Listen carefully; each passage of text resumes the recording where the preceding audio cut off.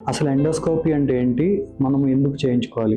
Hi, this is doctor K Sai Krishna, consultant gastroenterologist, Medicore hospital, Nellore. నోటి ద్వారా ఒక చిన్న కెమెరా ఉన్న ఫ్లెక్సిబుల్ ట్యూబ్ని పంపించి మన అనవాహికని, పొట్టని, చిన్న పేగు మొదటి భాగాన్ని చూసేదాన్ని ఎండోస్కోపీ అంటారు. ఇది ఎవరికి అవసరం పడుతుంది అంటే మింగటానికి ఇబ్బందిగా ఉన్నా, అంటే మింగటానికి ఇబ్బందికి చాలా కారణాల వల్ల ఉండొచ్చు.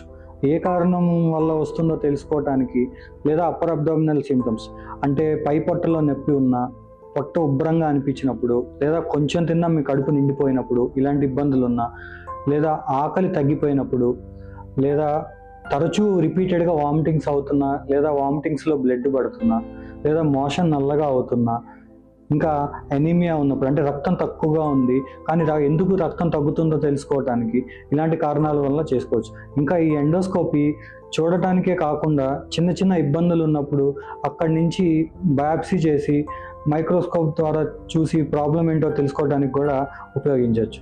ఇంకా మాల్ అబ్జార్ప్షన్ సిండ్రోమ్ అంటారు.